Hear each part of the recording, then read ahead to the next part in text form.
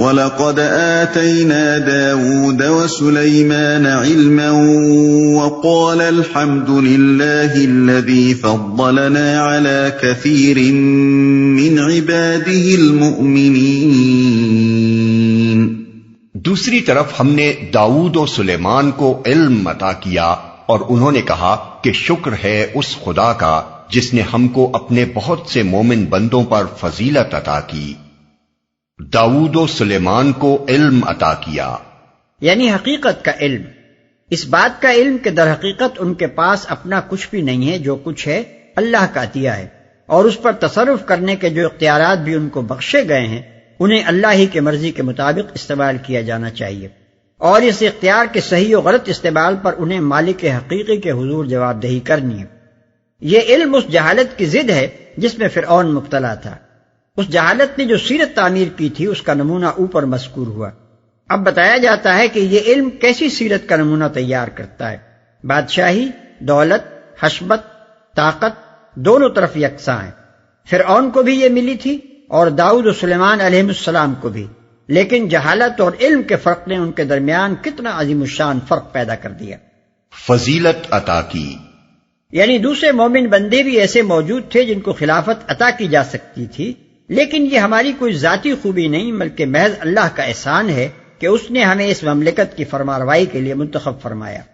وَوَرِثَ سُلَيْمَانُ دَاوُودَ وَقَالَ يَا أَيُّهَا النَّاسُ عُلِّمْنَا مَنطِقَ الطَّيْرِ وَأُوتِينَا مِن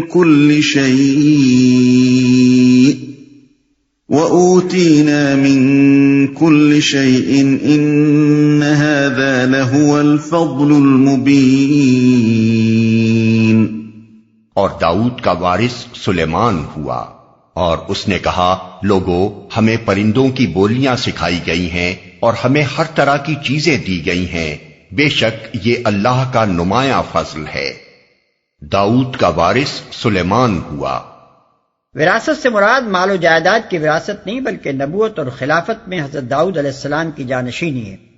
مال و جائیداد کی میراث اگر بالفرض منتقل ہوئی بھی ہو تو وہ تنہا حضرت سلیمان علیہ السلام ہی کی طرف منتقل نہیں ہو سکتی تھی، کیونکہ حضرت داؤد علیہ السلام کی دوسری اولاد بھی موجود تھی۔ اس لیے اس آیت کو اس حدیث کی تردید میں پیش نہیں کیا جا سکتا جو نبی صلی اللہ علیہ وسلم سے مروی ہے کہ ہم انبیاء کی وراثت تقسیم نہیں ہوتی، جو کچھ ہم نے چھوڑا وہ صدقہ ہے، بخاری۔ نبی کا وارث کوئی نہیں ہوتا، جو کچھ وہ چھوڑتا ہے وہ مسلمانوں کے فقراء اور مساکین میں تقسیم کیا جاتا ہے۔ مسند احمد، مرویات ابو بکر صدیق رضی اللہ عنہ، حدیث 60 اور 78۔ حضرت سلیمان علیہ السلام حضرت داؤد علیہ السلام کے سب سے چھوٹے بیٹے تھے۔ ان کا اصل عبرانی نام سولومن تھا، جو سلیم کا ہم معنی ہے۔ 965 قبل مسیح میں حضرت داؤد علیہ السلام کے جانشین ہوئے اور 926 قبل مسیح تک تقریباً 40 سال فرمانروا رہے۔ ان کے حدود و سلطنت کے متعلق ہمارے مفسرین نے بہت مبالغے سے کام لیا ہے۔ وہ انہیں دنیا کے بہت بڑے حصے کا حکمران بتاتے ہیں، حالانکہ ان کی مملکت صرف موجودہ فلسطین اور شرق اردن پر مشتمل تھی اور شام کا ایک حصہ بھی اس میں شامل تھا۔ پرندوں کی بولیاں سکھائی گئی ہیں۔ بائبل اس ذکر سے خالی ہے کہ حضرت سلیمان علیہ السلام کو پرندوں اور جانوروں کی بولیوں کا علم دیا گیا تھا، لیکن بنی اسرائیل کی روایات میں اس کی صراحت موجود ہے۔ جیوش انسائکلوپیڈیا جلد 11 صفحہ 439۔ ہر طرح کی چیزیں دی گئی ہیں، یعنی اللہ کا دیا ہمارے پاس سب کچھ موجود ہے۔ اس بات کو لفظی معنوں میں لینا درست نہیں ہے، بلکہ اس سے مراد اللہ کے بخشے ہوئے مال و دولت اور ساز و سامان کی کثرت ہے۔ یہ بات حضرت سلیمان علیہ السلام نے فخریہ نہیں فرمائی تھی، بلکہ اللہ کے فضل اور اس کی عطا و بخشش کا شکریہ ادا کرنا مقصود تھا۔ وَحُشِرَ لِسُلَيْمَانَ جُنُودُهُ مِنَ الْجِنِّ وَالْإِنسِ وَالطَّيْرِ فَهُمْ يُوزَعُونَ۔ سلیمان کے لیے جن اور انسانوں اور پرندوں کے لشکر جمع کیے گئے تھے اور وہ پورے ضبط میں رکھے جاتے تھے۔ لشکر جمع کیے گئے تھے۔ بائبل میں اس کا بھی کوئی ذکر نہیں ہے کہ جن حضرت سلیمان علیہ السلام کے لشکروں میں شامل تھے اور وہ ان سے خدمت لیتے تھے، لیکن تلمود اور ربیوں کی روایات میں اس کا تفصیلی ذکر ملتا ہے۔ جیوش انسائکلوپیڈیا جلد 11 صفحہ 440۔ موجودہ زمانے کے بعد لوگوں نے یہ ثابت کرنے کے لیے ایڑی چوٹی کا زور لگایا ہے کہ جن اور طیر سے مراد جنات اور پرندے نہیں ہیں بلکہ انسان ہی ہیں جو حضرت سلیمان علیہ السلام کے لشکر میں مختلف کام کرتے تھے۔ وہ کہتے ہیں کہ جن سے مراد پہاڑی قبائل کے وہ لوگ ہیں جنہیں حضرت سلیمان علیہ السلام نے مسخر کیا تھا اور وہ ان کے ہاں حیرت انگیز طاقت اور محنت کے کام کرتے تھے، اور طیر سے مراد گھوڑ سواروں کے دستے ہیں جو پیدل دستوں کے بنسبت بہت زیادہ تیزی سے نقل و حرکت کرتے تھے۔ لیکن یہ قرآن مجید میں بیجا تعویل کی بدترین مثالیں ہیں۔ قرآن یہاں جن و انس اور طیر تین الگ الگ اقسام کے لشکر بیان کر رہا ہے، اور تینوں پر الف لام تعریف جنس کے لیے لایا گیا ہے، اس لیے لامحالہ الجن اور الطیر الانس میں شامل نہیں ہو سکتے، بلکہ وہ اس سے مختلف دو الگ اجناس ہی ہو سکتی ہیں۔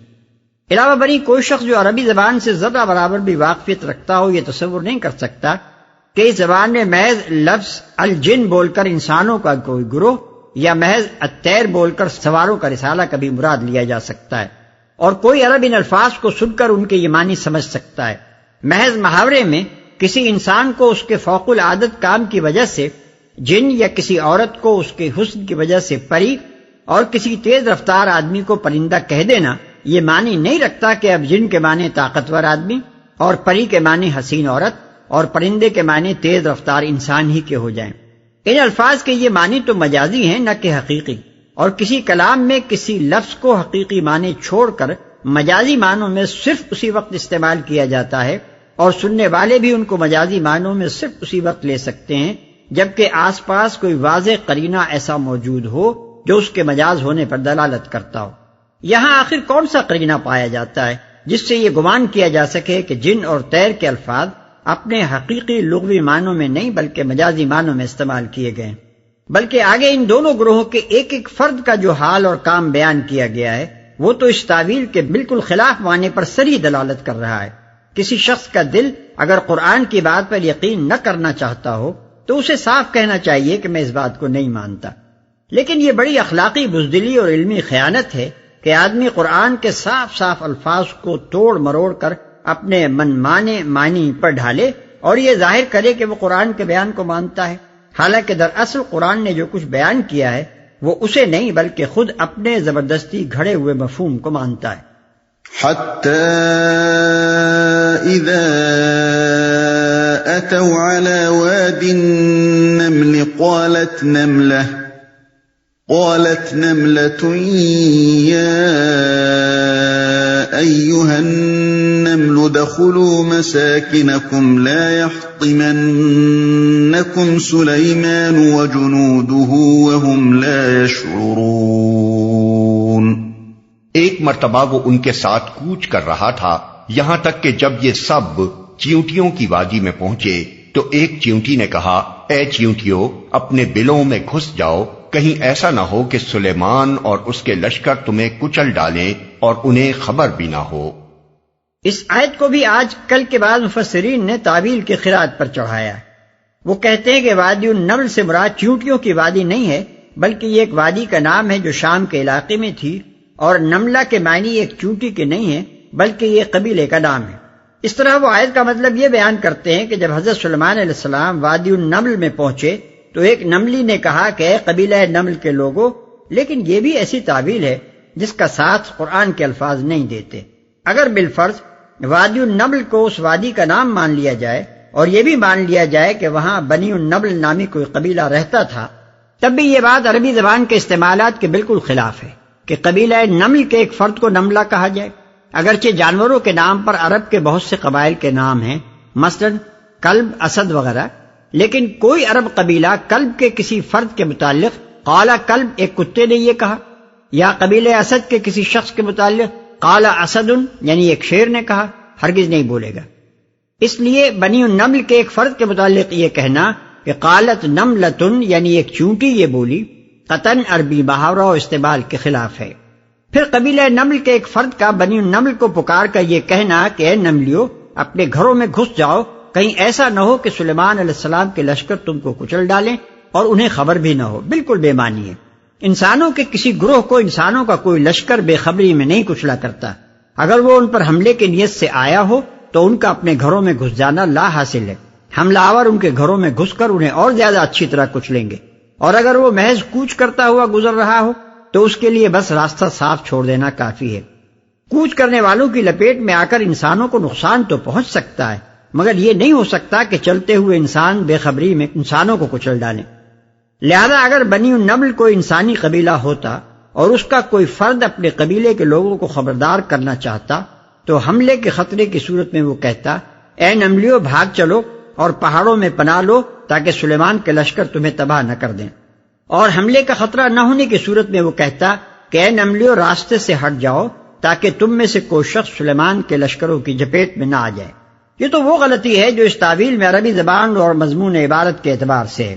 رہی یہ بات کہ وادی النمل دراصل اس وادی کا نام تھا اور وہاں بنی النمل نامی کوئی قبیلہ رہتا تھا، یہ محض ایک مفروضہ ہے جس کے لیے کوئی علمی ثبوت موجود نہیں ہے۔ جن لوگوں نے اسے وادی کا نام قرار دیا ہے انہوں نے خود یہ تصریح کی ہے کہ اسے چیونٹیوں کی کثرت کے باعث یہ نام دیا گیا تھا۔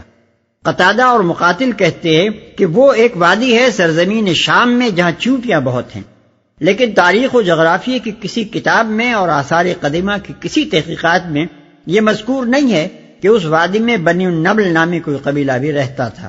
یہ صرف ایک من گھڑت بات ہے جو اپنی تعبیر کی گاڑی چلانے کے لیے وضع کر لی گئی ہے۔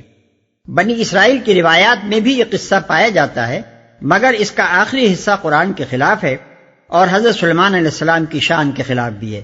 اس میں یہ بیان کیا گیا ہے کہ حضرت سلیمان علیہ السلام جب ایک وادی سے گزر رہے تھے جس میں چیونٹیاں بہت تھیں تو انہوں نے سنا کہ ایک چیونٹی پکار کر دوسری چیونٹیوں سے کہہ رہی ہے کہ اپنے گھروں میں داخل ہو جاؤ ورنہ سلیمان علیہ السلام کے لشکر تمہیں کچل ڈالیں گے۔ اس پر حضرت سلیمان علیہ السلام نے اس چیونٹی کے سامنے بڑے تکبر کا اظہار کیا اور جواب میں اس چیونٹی نے ان سے کہا کہ تمہاری حقیقت کیا ہے؟ ایک حقیر بوند سے تو تم پیدا ہوئے ہو۔ یہ سن کر حضرت سلیمان علیہ السلام شرمندہ ہو گئے۔ جیوش انسائکلوپیڈیا جلد 11 صفحہ 440۔ اس سے اندازہ ہوتا ہے کہ قرآن کس طرح بنی اسرائیل کی غلط روایات کی تصحیح کرتا ہے اور ان گندگیوں کو صاف کرتا ہے جو انہوں نے خود اپنے پیغمبروں کی سیرتوں پر ڈال دی تھی۔ ان روایات کے متعلق مغربی مستشرقین بے شرمی کے ساتھ یہ دعویٰ کرتے ہیں کہ قرآن نے سب کچھ ان سے سرقہ کر لیا ہے۔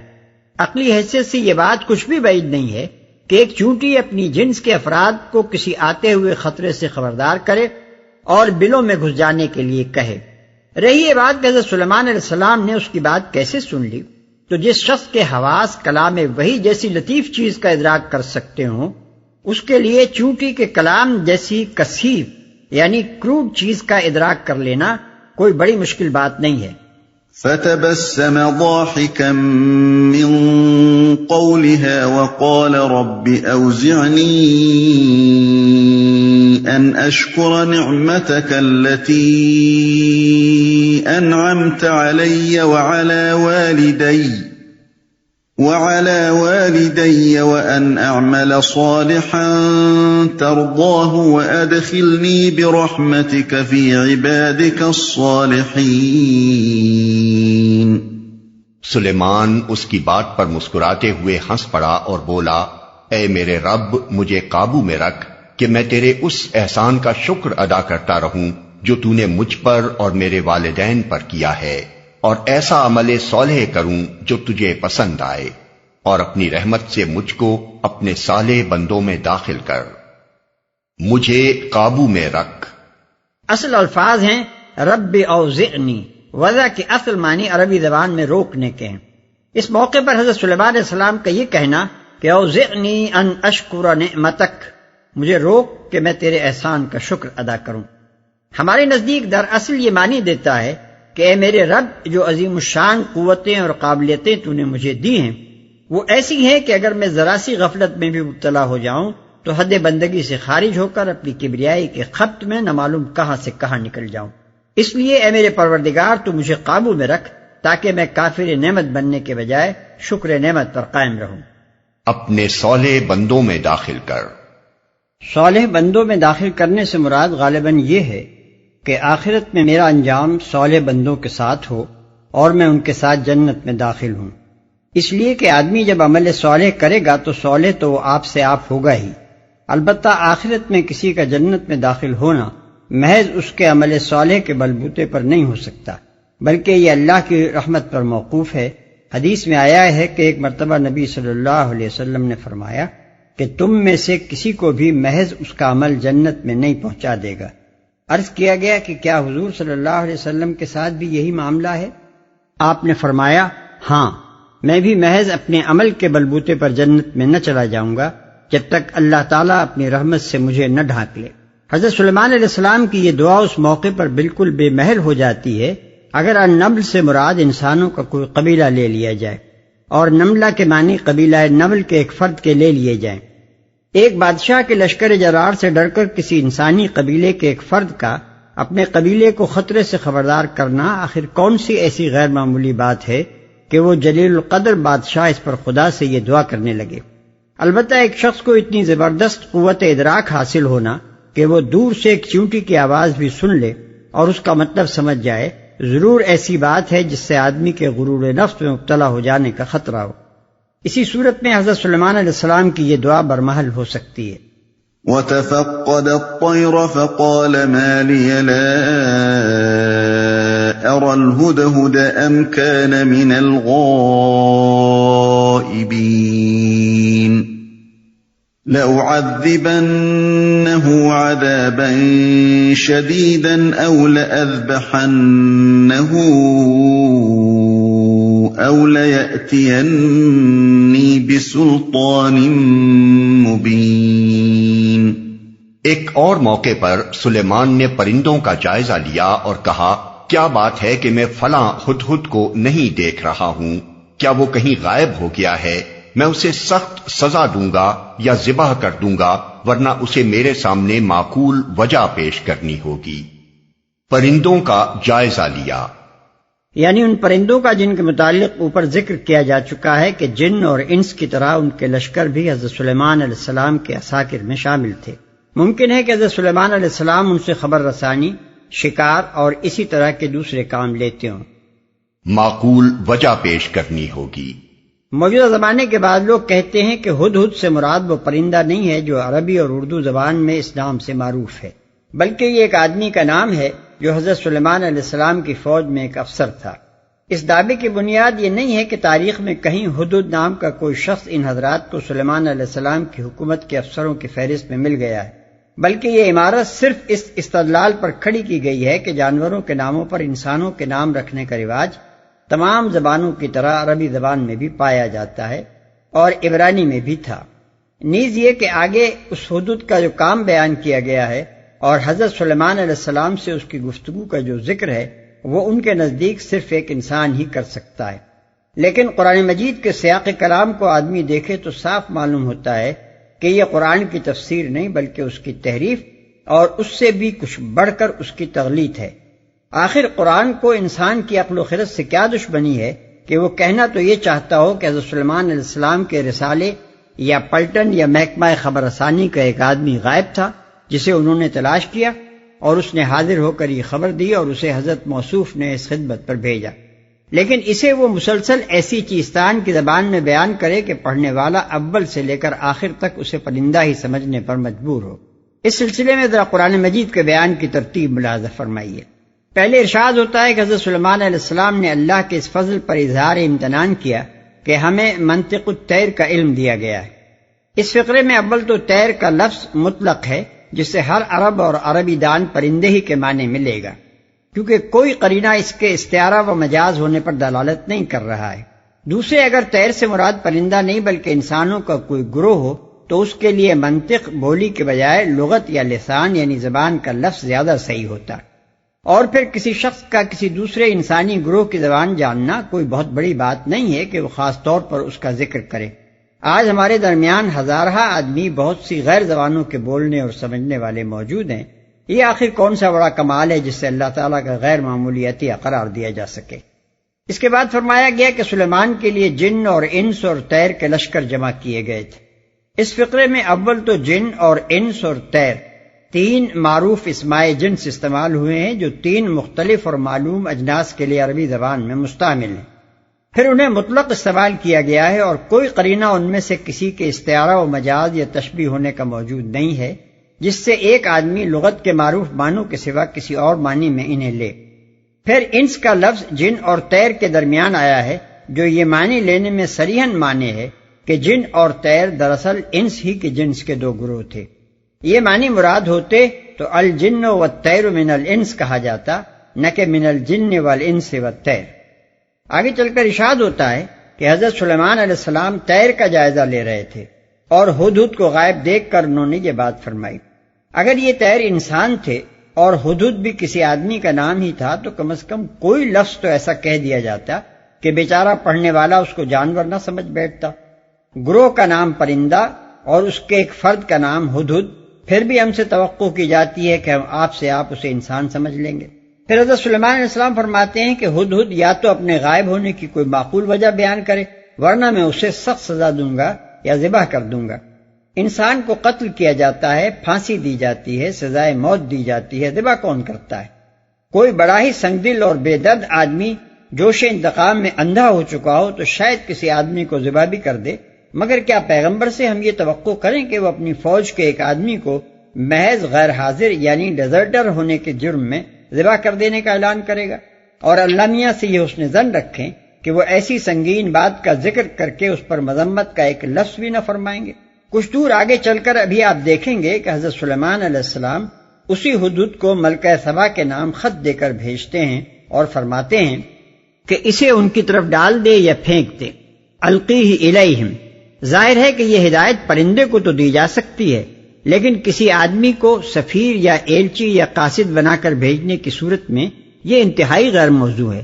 کسی کی عقل ہی خبت ہو گئی ہو تو وہ مان لے گا کہ ایک ملک کا بادشاہ دوسرے ملک کی ملکہ کے نام خط دے کر اپنے سفیر کو اس ہدایت کے ساتھ بھیج سکتا ہے کہ اسے لے جا کر اس کے آگے ڈال دے یا اس کی طرف پھینک دے۔ کیا تہذیب و شائستگی کے اس ابتدائی مرتبے سے بھی حضرت سلیمان علیہ السلام کو گرا ہوا فرض کر لیا جائے جس کا لحاظ ہم جیسے معمولی لوگ بھی اپنے کسی ہمسائے کے پاس اپنے ملازم کو بھیجتے ہوئے ملحوظ رکھتے ہیں؟ کیا کوئی شریف آدمی اپنے ملازم سے یہ کہہ سکتا ہے کہ میرا یہ خط لے جا کر فلاں صاحب کے آگے پھینکا؟ یہ تمام قرائن صاف بتا رہے ہیں کہ یہاں حدود کا مفہوم وہی ہے جو عضو لغت اس لفظ کا مفہوم ہے، یعنی یہ کہ وہ انسان نہیں بلکہ ایک پرندہ تھا۔ اب اگر کوئی شخص یہ ماننے کے لیے تیار نہیں ہے کہ ایک ہدہد وہ باتیں کر سکتا ہے جو قرآن اس کی طرف منسوب کر رہا ہے تو اسے صاف صاف کہنا چاہیے کہ میں قرآن کی اس بات کو نہیں مانتا۔ اپنے عدم ایمان کو اس پردے میں چھپانا کہ قرآن کے صاف اور صریح الفاظ میں اپنے من مانے معنی بھرے جائیں گھٹیا درجے کی منافقت ہے۔ فمكث غير بعيد فقال أحطت بما لم تحط به وجئتك من سبأ بنبأ يقين۔ کچھ زیادہ دیر نہ گزری تھی کہ اس نے آ کر کہا، میں نے وہ معلومات حاصل کی ہیں جو آپ کے علم میں نہیں ہے، میں سبا کے متعلق یقینی اطلاع لے کر آیا ہوں۔ سبا جنوبی عرب کی مشہور تجارت پیشہ قوم تھی جس کا دارالحکومت مارب موجودہ یمن کے دارالسلطنت صنعا سے 55 میل بجانب شمال مشرق واقع تھا۔ اس کا زمانہ عروج معین کی سلطنت کے زوال کے بعد تقریباً 1100 قبل مسیح سے شروع ہوا اور 1000 سال تک ہی عرب میں اپنی عظمت کے ڈنک بجاتی رہی۔ پھر 115 قبل مسیح میں جنوبی عرب کی دوسری قوم ہمیر نے اس کی جگہ لے لی۔ عرب میں یمن اور حضرموت اور افریقہ میں حبش کے علاقے پر اس کا قبضہ تھا۔ مشرقی افریقہ، ہندوستان، مشرق بعید اور خود عرب کی جتنی تجارت مصر و شام اور یونان و روم کے ساتھ ہوتی تھی وہ زیادہ تر انہی سبائیوں کے ہاتھ میں تھی۔ اسی وجہ سے یہ قوم قدیم زمانے میں اپنی دولت کے لیے نہایت مشہور تھی، بلکہ یونانی مورخین تو اسے دنیا کی سب سے زیادہ مالدار قوم کہتے ہیں۔ تجارت کے علاوہ ان کی خوشحالی کا بڑا سبب یہ تھا کہ انہوں نے اپنے ملک میں جگہ جگہ بند باندھ کر ایک بہترین نظام آبپاشی قائم کر رکھا تھا جس سے ان کا پورا علاقہ جنت بنا ہوا تھا۔ ان کے ملک کی اس غیر معمولی سرسبزی و شادابی کا ذکر یونانی مورخین نے بھی کیا ہے اور سورہ سبا کے دوسرے رکوع میں قرآن مجید بھی اس کی طرف اشارہ کرتا ہے۔ ہدہد کا یہ بیان کہ میں نے وہ معلومات حاصل کی ہیں جو آپ کے علم میں نہیں ہیں، یہ معنی نہیں رکھتا کہ حضرت سلیمان علیہ السلام سبا سے بالکل ناواقف تھے۔ ظاہر ہے کہ فلسطین و شام کے جس فرمانروا کی سلطنت بحر احمر کے شمالی کنارے یعنی خلیج عقبہ تک پہنچی ہوئی تھی، وہ اسی بحر احمر کے جنوبی کنارے یعنی یمن کی ایک ایسی قوم سے ناواقف نہ ہو سکتا تھا جو بین الاقوامی تجارت کے ایک اہم حصے پر قابض تھی۔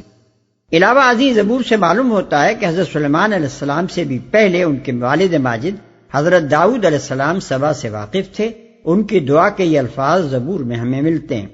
اے خدا، بادشاہ یعنی خود حضرت داؤد کو اپنے احکام اور شہزادے یعنی حضرت سلیمان علیہ السلام کو اپنی صداقت عطا فرما۔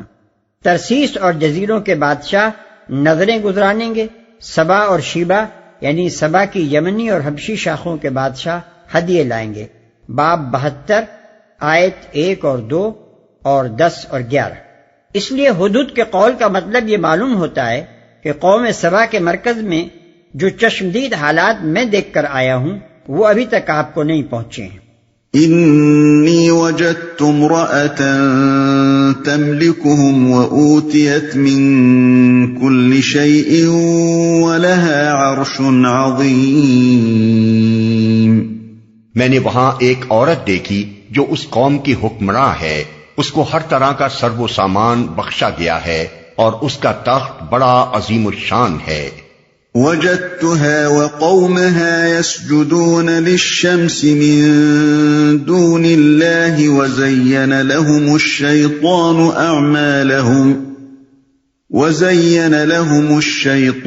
أعمالهم فصدهم عن السبيل فهم لا يهتدون ألا يسجدوا لله الذي يخرج الخبأ في السماوات والأرض ويعلم ما تخفون وما تعلنون۔ آیت سجدہ۔ اللہ لا الہ الا هو رب العرش العظیم۔ میں نے دیکھا کہ وہ اور اس کی قوم اللہ کی بجائے سورج کے آگے سجدہ کرتی ہے۔ شیطان نے ان کے اعمال ان کے لیے خوشنما بنا دیے اور انہیں شاہراہ سے روک دیا، اس وجہ سے وہ یہ سیدھا راستہ نہیں پاتے کہ اس خدا کو سجدہ کریں جو آسمانوں اور زمین کی پوشیدہ چیزیں نکالتا ہے اور وہ سب کچھ جانتا ہے جسے تم لوگ چھپاتے اور ظاہر کرتے ہو۔ اللہ کے جس کے سوا کوئی مستحق عبادت نہیں، جو عرش عظیم کا مالک ہے۔ سورج کے آگے سجدہ کرتی ہے۔ اس سے معلوم ہوتا ہے کہ یہ قوم اس زمانے میں آفتاب پرستی کے مذہب کی پیرو تھی۔ عرب کی قدیم روایات سے بھی اس کا یہی مذہب معلوم ہوتا ہے۔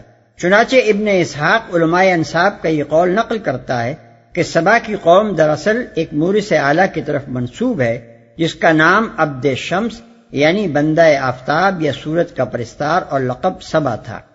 بنی اسرائیل کی روایات بھی اسی کی تائید کرتی ہیں۔ ان میں بیان کیا گیا ہے کہ ہدہد جب حضرت سلیمان علیہ السلام کا خط لے کر پہنچا تو ملکہ سبا سورج دیوتا کی پرستش کے لیے جا رہی تھی۔ ہدہد نے راستے ہی میں وہ خط ملکہ کے سامنے پھینک دیا۔ شیطان۔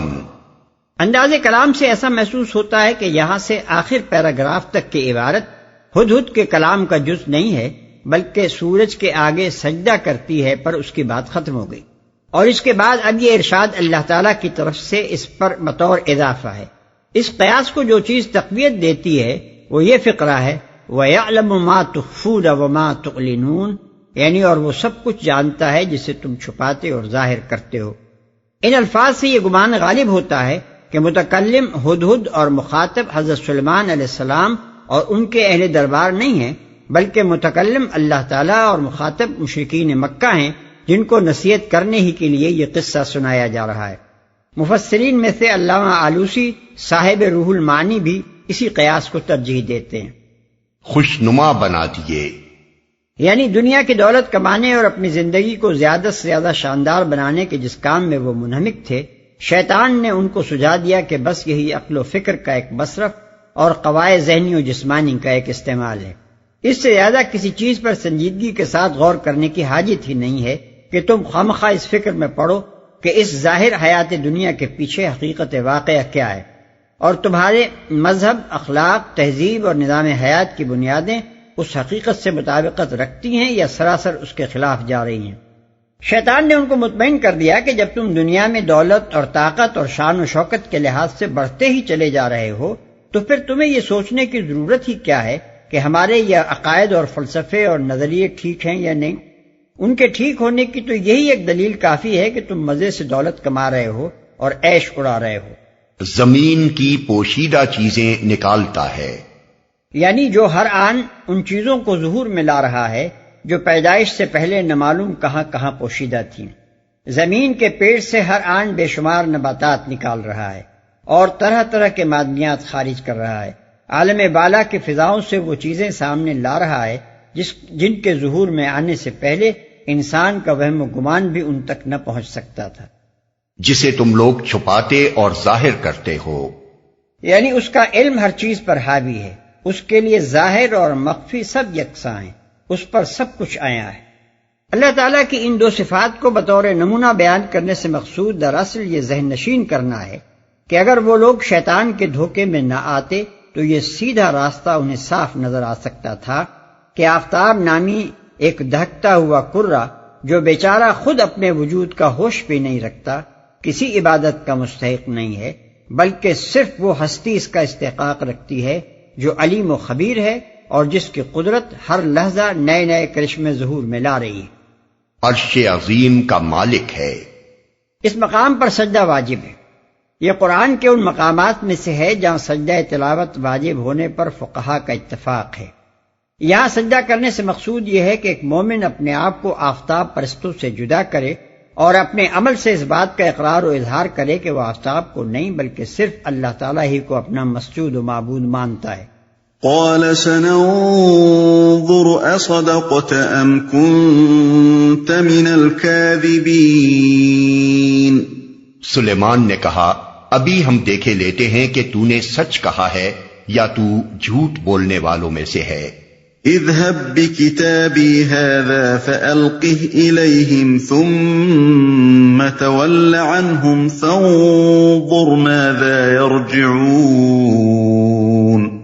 میرا یہ خط لے جا اور اسے ان لوگوں کی طرف ڈال دے، پھر الگ ہٹ کر دیکھ کہ وہ کیا رد عمل ظاہر کرتے ہیں۔ یہاں پہنچ کر ہدہد کا کردار ختم ہوتا ہے۔ عقلیت کے مدعی حضرات نے جس بنا پر اسے پرندہ ماننے سے انکار کیا ہے وہ یہ ہے کہ انہیں ایک پرندے کا اس قوت مشاہدہ، قوت تمیز اور قوت بیان سے بہرہ بر ہونا بعید از امکان معلوم ہوتا ہے کہ وہ ایک ملک پر گزرے اور یہ جان لے کہ یہ قوم سبا کا ملک ہے۔ اس ملک کا نظام حکومت یہ ہے، اس کی فرمانروا فلاں عورت ہے، اس کا مذہب آفتاب پرستی ہے، اس کو خدائے واحد کا پرستار ہونا چاہیے تھا، مگر یہ گمراہی میں مبتلا ہے۔ اور اپنے یہ سارے مشاہدات وہ آ کر اس وضاحت کے ساتھ حضرت سلیمان علیہ السلام سے بیان کر دے۔ انہی وجوہ سے کھلے کھلے ملاحدہ قرآن پر یہ اعتراض کرتے ہیں کہ وہ کلیلہ دمنہ کسی باتیں کرتا ہے، اور قرآن کی عقلی تفسیریں کرنے والے اس کے الفاظ کو ان کے صریح معنی سے پھیر کر یہ ثابت کرنے کی کوشش کرتے ہیں کہ یہ حضرت ہدہد تو سرے سے کوئی پرندے تھے ہی نہیں، لیکن ان دونوں قسم کے حضرات کے پاس آخر وہ کیا سائنٹیفک معلومات ہیں جن کی بنا پر وہ قطعیت کے ساتھ کہہ سکتے ہوں کہ حیوانات اور ان کی مختلف انواع اور پھر ان کے مختلف افراد کی قوتیں اور استعدادیں کیا ہیں اور کیا نہیں ہیں۔ جن چیزوں کو وہ معلومات سمجھتے ہیں وہ در حقیقت اس نہایت ناکافی مشاہدے سے اخذ کردہ نتائج ہیں جو محض سرسری طور پر حیوانات کی زندگی اور ان کے برتاؤ کا کیا گیا ہے۔ انسان کو آج تک کسی یقینی ذریعے سے یہ معلوم نہیں ہو سکا کہ مختلف قسم کے حیوانات کیا جانتے ہیں، کیا کچھ دیکھتے ہیں اور سنتے ہیں، کیا محسوس کرتے ہیں، کیا سوچتے اور سمجھتے ہیں، اور ان میں سے ہر ایک کا ذہن کس طرح کام کرتا ہے۔ پھر بھی جو تھوڑا بہت مشاہدہ مختلف انواع حیوانی کی زندگی کا کیا گیا ہے، اس سے ان کی نہایت حیرت انگیز استعدادوں کا پتہ چلا ہے۔ اب اگر اللہ تعالیٰ جو ان حیوانات کا خالق ہے ہم کو یہ بتاتا ہے کہ اس نے اپنے ایک نبی کو جانوروں کے منطق سمجھنے اور ان سے کلام کرنے کی قابلیت عطا کی تھی، اور اس نبی کے پاس سدھائے جانے اور تربیت پانے سے ایک ہدہد اس قابل ہو گیا تھا کہ دوسرے ملکوں سے یہ کچھ مشاہدے کر کے آتا اور پیغمبر کو ان کی خبر دیتا تھا، تو بجائے اس کے کہ ہم اللہ تعالیٰ کے اس بیان کی روشنی میں حیوانات کے متعلق اپنے آج تک کے تھوڑے سے علم اور بہت سے قیاسات پر نظر ثانی کریں، یہ کیا عقل مندی ہے کہ ہم اپنے اس ناکافی علم کو معیار قرار دے کر اللہ تعالیٰ کے اس بیان کی تکذیب یا اس کی معنوی تحریف کرنے لگیں۔ قالت يا أيها الملأ إني ألقي إلي كتاب كريم إنه من سليمان وإنه بسم الله الرحمن الرحيم ألا تعلوا علي وأتوني مسلمين۔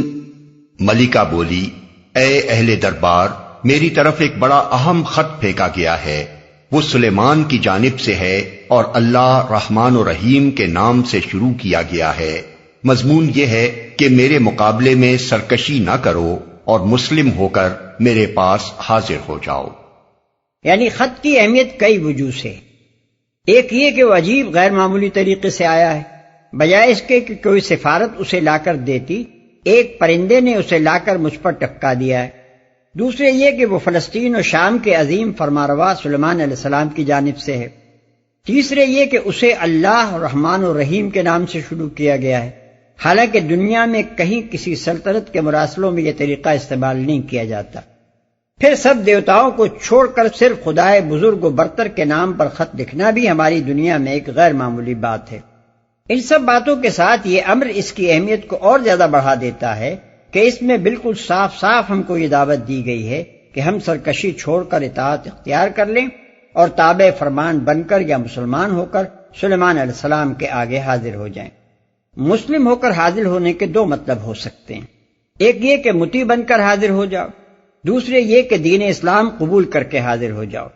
پہلا مفہوم حضرت سلیمان علیہ السلام کی شان فرمانروائی سے مطابقت رکھتا ہے اور دوسرا مفہوم ان کی شان پیغمبری سے۔ غالباً یہ جامع لفظ اسی لیے استعمال کیا گیا ہے کہ خط میں یہ دونوں مقاصد شامل تھے۔